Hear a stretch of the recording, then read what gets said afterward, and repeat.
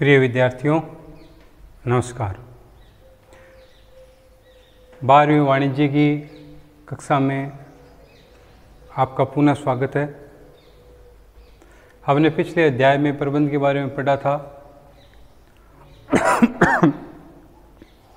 आज हम प्रबंध के क्षेत्र के बारे में पढ़ेंगे। हालांकि हम प्रबंध के बारे में पढ़ चुके हैं कि प्रबंध एक सर्वव्यापक है। चाहे समूह का आकार बड़ा हो या छोटा हो, किसी भी प्रकार का हो, उसमें प्रबंध की आवश्यकता होती है। चाहे समूह किसी भी प्रकार का क्यों ना हो, चाहे छोटा हो, तो उसे भी आवश्यकता होती है अपने प्रबंध करने की। हाँ, एक अकेला व्यक्ति है, उसे भी आवश्यकता होती है। कोई भी व्यक्ति है, वो प्रबंध है, वो कुप्रबंध नहीं करना चाहेगा। प्रत्येक व्यक्ति वो प्रबंध अच्छा ही करना चाहेगा। तो प्रत्येक क्षेत्र में, चाहे उसका समूह छोटा हो या बड़ा हो, प्रबंध की आवश्यकता होती है। हेनरी फ्योल ने कहा है कि प्रबंध एक सार्वभौमिक विज्ञान है। पढ़ चुके हैं कि प्रबंध एक विज्ञान है, प्रबंध एक कला है।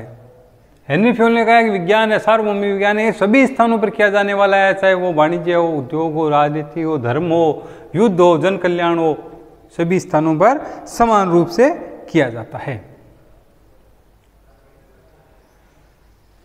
वाणिज्य सार्वभौमिक है। वाणिज्य एक देखने तो एक छोटा सा शब्द है, लेकिन वाणिज्य वास्तव में इसमें व्यापार और व्यापार की सहायक क्रियाएं सम्मिलित की जाती है, जिसमें कि आज पूरा का पूरा विश्व, जिसमें विकासशील राष्ट्र, विकसित राष्ट्र सभी सम्मिलित किए जाते हैं। इसमें व्यापार और व्यापार की सहायक क्रियाएं सम्मिलित की जाती है। यानी कि विश्व की प्रत्येक अर्थव्यवस्था इस वाणिज्य के इर्द गिर्द घूमती है। व्यापार और व्यापार की सहायक क्रियाएं, बैंक, बीमा, यातायात के साधन इत्यादि। उद्योग, जहाँ पर रॉ मटेरियल से माल को तैयार किया जाता है, कच्चे माल से तैयार माल तैयार किया जाता है, उद्योग की संज्ञा है। राजनीति क्षेत्र में भी प्रबंध की आवश्यकता होती है।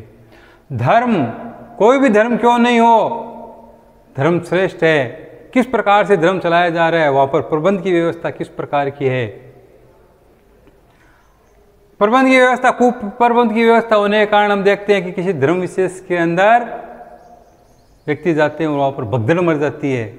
भगदड़ के अंदर कई व्यक्तियों की मृत्यु भी हो जाती है। तो हम ये कहते हैं कि वहाँ पर प्रबंध की व्यवस्था अच्छी नहीं थी, कुप्रबंध था, जिसके कारण से भगदड़ हुई और भगदड़ के कारण व्यक्तियों की मृत्यु हो गई, क्षतिग्रस्त हो गए। युद्ध, कोई भी युद्ध किया जाए तो युद्ध से पहले भी प्रबंध की आवश्यकता होती है। चाहे संसाधन कम होते हुए भी अच्छा प्रबंध किया जा सकता है। जन कल्याण के लिए सभी कार्यों में समान रूप से लागू होता है। किसी भी प्रकार का जन कल्याण के लिए कार्य किया जाता है, उसमें प्रबंध की आवश्यकता होती है। इसलिए हम कह सकते हैं कि प्रबंध का क्षेत्र, यानी क्षेत्र विशेष कौन सा है, तो प्रबंध का क्षेत्र है वो व्यापक है। चाहे कोई समूह छोटा हो या बड़ा हो, सभी प्रकार के समूह में प्रबंध की आवश्यकता होती है। अब बात आती है कि अपने प्रबंध का क्रियात्मक क्षेत्र। प्रबंध का क्रियात्मक क्षेत्र क्या है? किसी भी कार्य को करने के लिए एक विशिष्टता की आवश्यकता होती है, एक विशेषज्ञ की आवश्यकता होती है। यानी कि उस कार्य को और अधिक विकसित करने के लिए प्रबंध का कार्य करना सभी जानते हैं। चाहे समूह छोटा है तो समूह में, छोटे समूह में प्रबंध का कार्य किया जाता है। समूह बड़ा है तो बड़े क्षेत्र में कार्य किया जाता है। तो इसके लिए उसके पेशेवर प्रबंधक की आवश्यकता होती है, जो आज विशिष्ट प्रकार की शिक्षण संस्थाएं हैं, वो एक निश्चित प्रशिक्षण के बाद में एक पेशेवर प्रबंधक को तैयार करती है, एक आचार संहिता लागू करती है। कार्य का निष्पादन, यानी कार्य को पूर्ण करने के लिए और अधिक श्रेष्ठ किस प्रकार से हो सके, उसके अंदर विशिष्टीकरण के गुण किस प्रकार से आ सके, स्पेशलाइजेशन के गुण किस प्रकार से आ सके, ये कार्य है वो एक पेशेवर प्रबंधक कर सकता है। ये प्रत्येक क्षेत्र में जो कार्य करने वाले व्यक्ति हैं, आज हम बात करते हैं तो केवल व्यवसाय की अगर बात आती है तो अपनी सीधी सी बात कंपनी व्यवसाय की होती है। और कंपनी व्यवसाय में उसके मालिक जो होते हैं वो अंशधारी होते हैं। प्रत्येक क्षेत्र में एक कंपनी व्यवसाय के प्रत्येक क्षेत्र जो है ग्राहक है, अंशधारी हैं, पूर्ति करता है, जो माल की पूर्ति करते हैं, क्योंकि रॉ मटेरियल की पूर्ति करते हैं, तैयार माल की भी पूर्ति करते हैं। और समाज विशेष अंशधारी हैं। अंशधारी क्या चाहते हैं? अपना जो अंश अपनी पूंजी लगाई है, जो अंश क्रय किए, उनके बदले में लाभांश प्राप्त करना चाहते हैं। ऋण पत्रधारी अपने निश्चित दर से निश्चित ब्याज प्राप्त करना चाहते हैं। ग्राहक श्रेष्ठ किस्म की वस्तु चाहते हैं। और समाज अपनी श्रेष्ठ किस्म की वस्तु कम मूल्य पर और जो समाज के लिए उचित हो उन वस्तुओं का उत्पादन चाहते हैं। तो प्रबंधक के द्वारा, पेशेवर प्रबंधक के द्वारा अपने विशिष्टीकरण के गुण के कारण, अपनी स्पेशलाइजेशन के गुण के कारण सभी को ध्यान में रखते हुए प्रबंध की व्यवस्था करता है, क्रियात्मक कार्य करता है। क्रियात्मक क्षेत्र, क्रियात्मकता का मतलब ही है कि स्पेशलाइजेशन के गुण होने चाहिए, विशिष्टीकरण के गुण होने चाहिए, विशिष्ट गुण होने चाहिए। क्रियात्मक क्षेत्र को हम 3 भागों में विभाजित करते हैं, 3 भागों में बांटते हैं। पहला आता है अपना उत्पादन प्रबंध, व्यवसाय प्रबंध का क्रियात्मक क्षेत्र। क्रियात्मक क्षेत्र का मतलब है कि सभी स्थानों पर व्यवसाय, चाहे छोटा हो चाहे बड़ा हो, सभी स्थानों पर किया जाता है। उन संसाधनों का समुचित उपयोग किस प्रकार से किया जाए? समुचित उपयोग कौन कर सकता है? विशिष्टीकरण के कारण एक पेशेवर प्रबंधक के द्वारा किया जा सकता है। सबसे पहले आता है अपना व्यवसाय का उत्पादन प्रबंध, प्रोडक्शन, जहां पर उत्पादन होता है। और उत्पादन के लिए हमें सबसे पहले चाहिए कच्चा माल। कच्चा माल किस प्रकार का है? रॉ मटेरियल किस प्रकार का है? अगर रॉ मटेरियल श्रेष्ठ किस्म का है, रॉ मटेरियल श्रेष्ठ है, तो उत्पादन भी, वस्तु का जो तैयार माल है वो भी श्रेष्ठ होगा। उत्पादन नियोजन, हम प्लानिंग किस प्रकार के करें, उस रॉ मटेरियल का उपयोग किस प्रकार से किया जाए, किस समय किया जाए। और किस्म नियंत्रण, जो हमने मटेरियल तैयार किया है, जो माल का उत्पादन किया है, उसकी किस्म किस प्रकार की है, उसकी क्वालिटी किस प्रकार की है, यह प्रबंध के जरिए ही की जा सकती है। क्योंकि कीमत भी कम होनी चाहिए और श्रेष्ठ किस्म भी होनी चाहिए। श्रेष्ठ किस्म का जो माल है वही ग्राहक है वो क्रय करना पसंद करता है। नेक्स्ट आता है अपना सामग्री प्रबंध।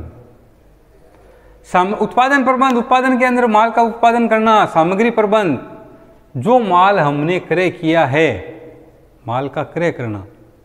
एक निश्चित समय होता है जिसके अंदर वस्तु की मांग बढ़ती है, एक समय विशेष पर वस्तु की मांग बढ़ती है।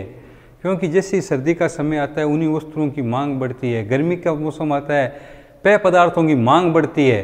तो उस समय उसी हिसाब से माल को क्रय करना और क्रय कर उनका भंडारण करना, अपने गोडाउन में रखना, ताकि जब भी उसकी आवश्यकता होती है ग्राहकों तक माल को पहुंचाया जा सके। क्योंकि मांग बढ़ती है और पूर्ति नहीं हो पाती है, व्यापारियों के पास पर्याप्त मात्रा में पूर्ति नहीं है और मांग बढ़ रही है। समय विशेष पर तो मांग तो बढ़ती है निश्चित रूप से, और मांग बढ़ती है और पूर्ति नहीं हो पाती है, तो वस्तुओं के भाव होते हैं वो क्या होते हैं, स्वतः ही बढ़ जाते हैं। और वस्तुओं के भाव जब अत्यधिक बढ़ जाते हैं तो व्यापारी की भी साख गिरती है। व्यापारी लाभ अधिक कमाता है लेकिन वो अधिक लाभ नहीं कमा पाएगा, क्योंकि उससे भी अधिक मूल्य पर वस्तुओं को क्रय करना पड़ता है, और अधिक मूल्य पर वह क्रय करना पड़ता है, अनावश्यक रूप से उसकी साख गिरती है। इसलिए सामग्री प्रबंधन के अंतर्गत उचित मूल्य पर वस्तुओं को क्रय करता है, उचित समय पर उसका भंडारण करता है। उठाई और धराई, यानी माल को एक स्थान से दूसरे स्थान पर ले जाना, माल को एक अपने ही व्यवसाय के अंदर उस स्थान पर रखना, माल का स्टॉक रखना और उनके ऊपर नियंत्रण करना। क्योंकि मांग और पूर्ति का नियम लागू होता है। वस्तुओं की मांग बढ़ती है, पूर्ति कम होती है, वस्तुओं के भाव बढ़ जाते हैं। वस्तुओं की पूर्ति अधिक होती है, मांग कम होती है, तो धीरे धीरे स्वतः ही भाव है वो गिर जाते हैं। नेक्स्ट आता है अपना विपणन प्रबंध, मार्केटिंग। विपणन सामान्य भाषा में हम कहते हैं कि कहाँ जा रहे हो, कि मार्केटिंग करने के लिए जा रहे हैं। मार्केटिंग शब्द केवल इतना ही नहीं है कि वस्तुओं को खरीदना और बेचना। विपणन वस्तु वहां से शुरू हो जाती है जहां पर कच्चा माल तैयार किया जाता है। कच्चे माल से लेकर ग्राहकों तक पहुंचने की प्रक्रिया विपणन के अंतर्गत सम्मिलित की जाती है। विपणन प्रबंध, जो हमने माल तैयार किया है उसका विक्रय किस प्रकार से किया जाए। माल का उत्पादन तो प्रत्येक संस्था करती है, उत्पादन किया जा सकता है, लेकिन उसको बेचने के लिए बाजार विशेष की आवश्यकता होती है। उसका विक्रय, विपणन प्रबंध के अंतर्गत माल का विक्रय कहाँ किया जाए, यानी बाजार विशेष की आवश्यकता होती है और बाजार में भी उसकी मांग को बढ़ाया जाता है। उस अपने जिस वस्तु का हमने उत्पादन किया है उस वस्तु विशेष की जानकारी उपभोक्ताओं को प्रदान की जाती है, इसके अंतर्गत विक्रय किया जाता है। विक्रय संवर्धन, वस्तुओं को बेचना विक्रय कहलाता है। विक्रय संवर्धन जो है उस विक्रय को और अधिक बढ़ाना विक्रय संवर्धन कहलाता है। बिक्री को और बढ़ाना, बिक्री सामान्य बिक्री की जाती है, उस बिक्री का 1 करोड़ रुपए की बिक्री है और हमारा टारगेट है कि इसको 1.5 करोड़ रुपए करना है, उसका संवर्धन करना है। तो बिक्री बढ़ाने के लिए जो तरीके अपनाए जाते हैं, जैसे एक के साथ एक फ्री देना, इससे ग्राहक आकर्षित होते हैं। आज कोई भी वस्तु क्यों बेचा जा रहा है, एक पेन बेचा जा रहा है, इस पेन के साथ एक पेन फ्री दिया जा रहा है, इसमें पेन का मूल्य 10 रुपये है तो एक 10 रुपये का पेन फ्री मिल रहा है, तो ग्राहक के दिमाग में ये होती है कि उस वस्तु विशेष को हमें क्रय करना चाहिए। लेकिन विक्रय संवर्धन वो कुछ समय के लिए किया जाता है। चाय के साथ में बाउल फ्री देना, बाउल इकट्ठे करने के लिए चाय विशेष को क्रय किया जाता है। बड़ी मेज के साथ में छोटी कुर्सी फ्री देना, बड़ी कुर्सी के साथ में अन्य को टेबल छोटी फ्री देना। तो इस प्रकार का जो संवर्धन है, विक्रय संवर्धन के ये तरीके हैं जिससे बिक्री बढ़ती है, और ये लंबे समय के लिए नहीं होती है, कुछ समय के लिए ही विक्रय संवर्धन किया जाता है। बाजार शोध, बाजार का अनुसंधान करना, बाजार की खोज करना कि ग्राहकों की मांग किस प्रकार की है, ग्राहक किस प्रकार की वस्तु विशेष क्रय करना पसंद करते हैं और किस मूल्य विशेष पर क्रय करना पसंद करते हैं, उसके अनुरूप वस्तु का उत्पादन करना, बाजार शोध करना, बाजार रिसर्च करना, नई खोज करना। वितरण श्रृंखला, अपने जो माल का विक्रय किया जाएगा वो कौन सी श्रृंखला से किया जाएगा, क्यों कि ऊपर से सबसे पहले उत्पादक होता है। उत्पादक जो है वो अपने माल का विक्रय करता है थोक विक्रेता को,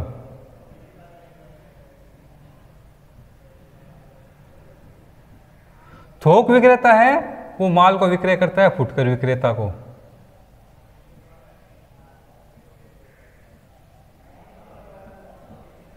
और फुटकर विक्रेता जो है वो अपने माल का विक्रय करता है आम उपभोक्ता को।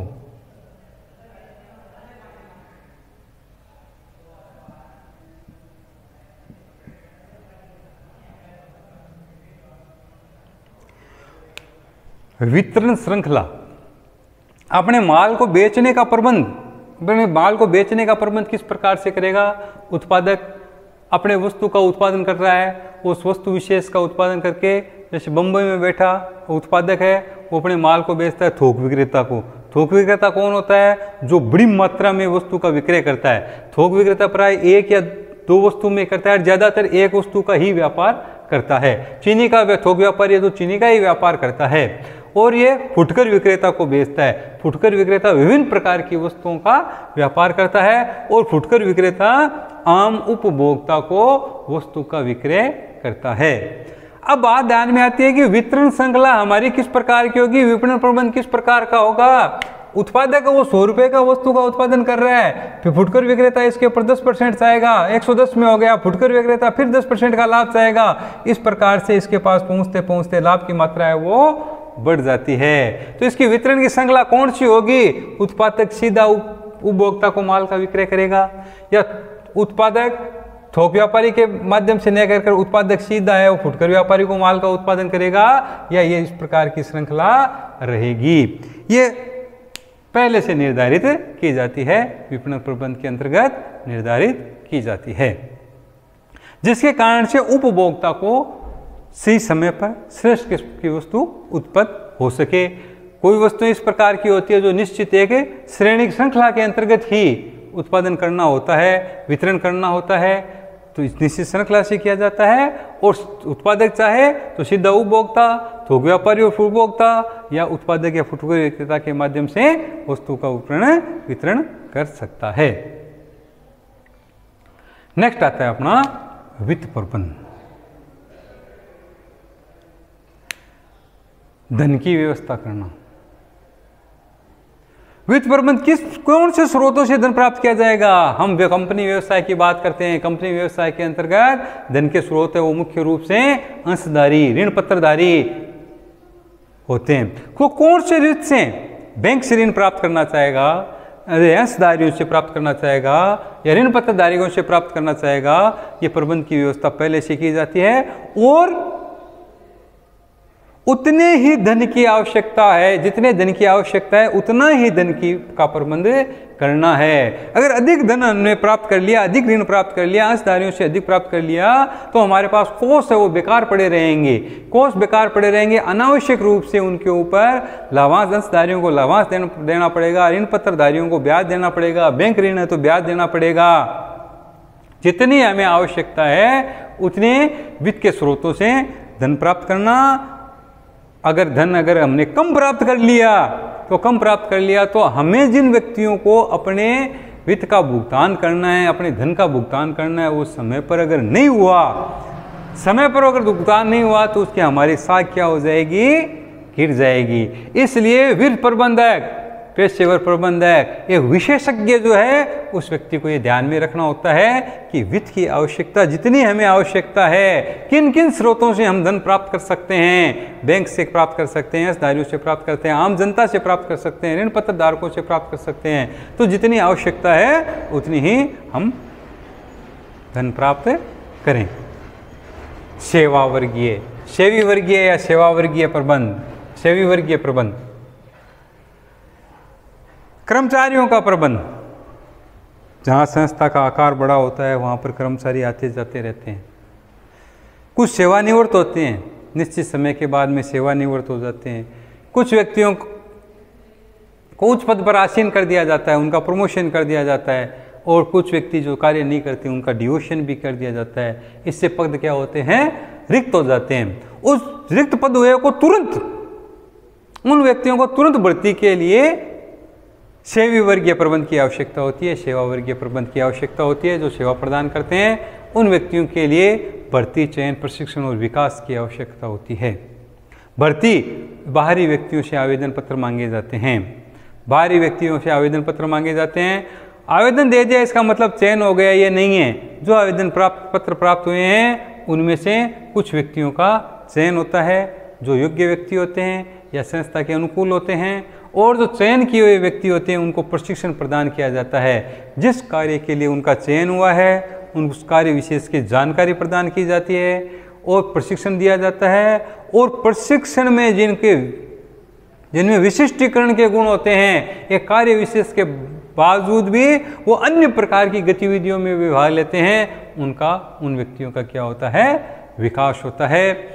और कर्मचारियों को सुरक्षा प्रदान करने के लिए सामाजिक सुरक्षा प्रदान की जाती है, जिसमें बीमा इत्यादि सम्मिलित की जाती है। जिस स्थान पर कार्य कर रहे हैं उस कार्य विशेष पर सुरक्षा प्रदान की जाती है। भविष्य, कर्मचारियों को भविष्य के लिए लंबे समय तक कार्य करने के लिए पेंशन इत्यादि की भी सुविधा दी जाती है, ताकि कर्मचारी अपने पूर्ण दिमाग से संतुष्ट हो और संतुष्ट होकर लंबे समय तक कार्य कर सके। क्योंकि एक व्यक्ति विशेष चाहता है कि वो अपने कार्य विशेष करता है तब तक तो उसको अपना कुछ न कुछ अपना वेतन प्राप्त होता रहेगा, लेकिन सेवानिवृत्ति के बाद में वो व्यक्ति न तो कार्य कर सकता है, इसके लिए उसे सामाजिक सुरक्षा प्रदान की जाती है। सामाजिक सुरक्षा के अंतर्गत बीमा है, इसके अंदर एक मुफ्त राशि प्रदान की जाती है। पेंशन की सुविधा है, पेंशन की सुविधा के अंतर्गत व्यक्ति एक स्थान पर कार्य करता है, और जो व्यक्ति संस्था में लंबे समय तक कार्य करता है उसे अनुभव होता है, और अनुभव के आधार पर वह अपना श्रेष्ठ कार्य कर पाता है। नेक्स्ट आता है अपना कार्यालय प्रबंध। किसी भी संस्था को चलाने के लिए उसमें कार्यालय की आवश्यकता होती है, एक ऑफिस की आवश्यकता होती है। और ऑफिस की आवश्यकता किस कारण से हो सकती है? क्योंकि आज का जो साधन है वो है कम्युनिकेशन, पत्र व्यवहार। हालांकि पत्र व्यवहार के बारे में हम पढ़ चुके हैं कि पत्र व्यवहार कम हो गया है, लेकिन उसका महत्व आज भी ज्यों का त्यों बना हुआ है। आवक पत्रावली और जावक पत्रावली, पत्रों का महत्व है वो ज्यों का त्यों बना हुआ है। माल को का आदेश देना है, माल प्राप्त करना है, माल किस किस्म का है, उसका मूल्य है, इत्यादि की सूचनाएं आदान प्रदान के लिए पत्र की आवश्यकता महसूस की जाती है। और ये पत्र व्यवहार जो है विशेष तौर से कार्यालय के अंतर्गत ही किया जाता है। सूचना प्राप्ति और प्रेषण करना, सूचना विभिन्न प्रकार की सूचनाएं होती है, जहाँ पर संस्था का आकार बड़ा होता है या चाहे छोटा हो, सभी प्रकार में सूचनाएं वो प्राप्त की जाती है। प्रेषण, सूचनाएं भेजी जाती है। ये सभी कार्य वो कार्यालय प्रबंधक के द्वारा किया जाता है, कार्यालय प्रबंध से किया जाता है। परिवहन प्रबंध, क्योंकि कोई भी कार्य है वो एक क्षेत्र विशेष में नहीं होता है, न तो किसी क्षेत्र विशेष में किसी वस्तु विशेष का उत्पादन होता है। उसमें छोटी छोटी वस्तुओं के लिए दूसरों के ऊपर डिपेंड रहना पड़ता है। एक स्थान से दूसरे स्थान पर से माल विक्रय, कच्चा माल विक्रय करना पड़ता है, तैयार माल विक्रय करना पड़ता है। व्यक्तियों को भी एक स्थान से दूसरे स्थान पर पहुंचाना पड़ता है, क्योंकि एक विशेष स्थान पर एक कार्य करने वाले व्यक्ति भी नहीं मिलते हैं, दूसरे स्थानों से भी उनको मंगाया जाता है। यहाँ तक कि विशिष्ट व्यक्तियों को विदेशों से भी मंगवाया जाता है, विदेशों से मटेरियल भी मंगाया जाता है, माल भी मंगाया जाता है। आज भारतवर्ष के विशेषज्ञ वो ने विकसित राष्ट्रों में जाकर कार्य कर रहे हैं, श्रेष्ठ विशेषज्ञ वो कार्य कर रहे हैं, दूसरे व्यक्तियों की भी राय ली जाती है। तो एक स्थान से दूसरे स्थान पर पहुंचाने के लिए परिवहन की आवश्यकता होती है, अपने पर्सनल व्यक्तिगत परिवहन की आवश्यकता होती है, जिसके माध्यम से माल को और व्यक्तियों को एक स्थान से दूसरे स्थान पर पहुंचाया जाता है। खाद्य वस्तु बहुत सी इस प्रकार की है जो अपने खुद के परिवहन के माध्यम से ही पहुंचाई जाती है। निर्यात एवं आयात प्रबंध, हम इस बात को पढ़ चुके हैं कि वर्तमान युग जो है वो स्थानीय स्तर का रह रहकर राष्ट्रीय और अंतर्राष्ट्रीय स्तर का हो गया है। और राष्ट्रीय और अंतर्राष्ट्रीय स्तर का व्यापार है, इसके अंदर प्रत्येक देश के अंदर होड़ लगी हुई है कि मैं अपने आप को श्रेष्ठ दिखाऊं, और वो अपने आप को श्रेष्ठ तभी दिखा सकता है जब आयात निर्यात व्यापार है उस देश का सुदृढ़ होता है। आयात व्यापार वस्तुओं को क्रय करना, दूसरे देशों से वस्तुओं को क्रय करना, निर्यात व्यापार अपने देश में उत्पादित वस्तुओं को दूसरे देशों को बेचना ताकि अधिक से अधिक लाभ प्राप्त हो सके, और जो लाभ प्राप्त होता है वो देश के विकास के कार्यों में लग सके। आयात और निर्यात व्यापार के अंतर्गत वस्तुओं और सेवाओं दोनों का आयात निर्यात किया जाता है। पर्यटन उद्योग, पर्यटन सेवाओं के अंतर्गत आता है पर्यटन उद्योग, जो एक हमारे विशेष तौर से तो हमारे भारतवर्ष में है वो पर्यटन उद्योग है, वो वस्तुओं की अपेक्षा करत बहुत ज़्यादा लाभदायक है, जिसके अंदर न तो किसी प्रकार का प्रदूषण होता है और विदेशी आय भी प्राप्त होती है, क्योंकि विदेशी पर्यटक जो आते हैं वो अपना धन है वो अपने भारतवर्ष में खर्च करते हैं, भारतवर्ष में खर्च करते हैं तो उससे आय प्राप्त होती है। तो निर्यात आयात व्यापार, निर्यात आयात व्यापार हमारा किस प्रकार का है, उसकी व्यवस्था किस प्रकार की है, वस्तु विशेष की मांग किस प्रकार की है, उन वस्तुओं को बेचना और खरीदना। शोध एवं विकास प्रबंध, क्षेत्र विशेष में वस्तु विशेष का शोध करना, रिसर्च करना, हम जो वस्तु का उत्पादन कर रहे हैं उसे और अधिक उत्पादित करना। नवीनीकरण, यानी जो वर्तमान में जो वस्तु नवाचार, नव परिवर्तन, वर्तमान वस्तु को और अधिक उत्पादित करना। मोबाइल फ़ोन है, सामान्य मोबाइल फ़ोन से बात हो रही है, उसका मूल्य 1500-2000 रुपये लगता है, लेकिन वही उसी फ़ोन को एंड्रॉयड फ़ोन में परिवर्तित कर देना, मूल्य भी अधिक हो गया, लाभ की मात्रा भी अधिक हो गई, नवाचार भी हो गया, और उसे ग्राहक को ज़्यादा क्रय करना पसंद भी करते हैं। शोध एवं विकास का प्रबंध करना, विकास उसे और अधिक मॉडिफाई करना, नवीनीकरण के अंतर्गत उसका विस्तार, अपना व्यवसाय विशेष का विस्तार करना, वस्तु विशेष का विस्तार करना, नवाचार करना, नव परिवर्तन करना। सामान्य साबुन है, चिकनाई युक्त साबुन है, उसके स्थान पर चिकनाई रहित साबुन का उपयोग करना, ये नवाचार के अंतर्गत आता है, इसमें शोध और विकास का कार्य किया जाता है। नेक्स्ट और लास्ट आता है अपना लेखाक्रम प्रबंध। पहले लिख पीछे दे, और भूल पड़े तो कागज से ले। हमने क्या किया, मौखिक क्या किया, इसका कोई प्रमाण नहीं है, लेकिन लेखाक्रम प्रबंध हमने जो लिखा है उसका प्रमाण है कि हमने, हमारे पास क्या माल आया, क्या माल गया, किस स्थान से हमने किस प्रकार की वस्तु क्रय की, किस प्रकार का कार्य किया, ये समस्त कार्य वो लेखाक्रम प्रबंध के अंतर्गत आता है। किताबें रखना, बुक्स रखना, क्रय विभाग है तो अलग है, विक्रय विभाग तो अलग है, सेवा वर्गीय विभाग है तो अलग है, विपणन विभाग है तो अलग है। विभिन्न प्रकार के विभागों में जहाँ संस्था का आकार बड़ा होता है, किताबें रखना, बुक्स, अकाउंट्स, अलग अलग प्रकार के अकाउंट्स रखना, लागत लेखे तैयार करना। जो माल का हमने उत्पादन किया है, उत्पादन जो माल है, उत्पादित जो माल है, उस उत्पाद माल का उत्पादन करके कच्चा माल लिया, उसको मशीन पे भेजा, मशीन के बाद में उसमें कितने लेबर लगे, लेबर के अंदर बिजली का खर्चा कितना आया, पानी का खर्चा कितना आया, मशीन का डेप्रिसिएशन कितना आया, इन सब प्रकार की लागत निकाल कर हमने 1000 इकाइयों का उत्पादन किया तो 1000 इकाइयों के उत्पादन में प्रति इकाई मूल्य कितना आएगा, ये लागत लेखे तैयार किए जाते हैं, कॉस्ट अकाउंटिंग तैयार की जाती है और ये प्रबंध के जरिए ही की जा सकती है। प्राप्ति और भुगतान, हमारे को कितना प्राप्त हो रहा है और कितना भुगतान हो रहा है, हम कितना माल हमारे पास आ रहा है या कितनी हमारे पास रिसिप्ट्स है, किस प्रकार की रिसिप्ट्स है और भुगतान है कितना हो रहा है, उसके अनुरूप लाभ प्राप्त करना। तो जो व्यवसायिक क्षेत्र है, क्रियात्मक क्षेत्र को 3 भागों में बांटा गया। व्यवसायिक क्षेत्र जहाँ पर वस्तुओं और सेवाओं का क्रय विक्रय किया जाता है और जिनका मुख्य उद्देश्य लोगों की सेवा करते हुए लाभ कमाना होता है। उद्देश्य लाभ कमाना है और लाभ कमाने के लिए विभिन्न प्रकार के प्रबंध की आवश्यकता होती है। तो ये व्यवसायिक क्षेत्र का सबसे पहला आया अपना व्यवसायिक प्रबंध में क्रियात्मक क्षेत्र, और नेक्स्ट हम पढ़ेंगे गैर व्यवसायिक क्षेत्र में क्रियात्मक क्षेत्र, जो अगले नेक्स्ट वीडियो में। Thank you.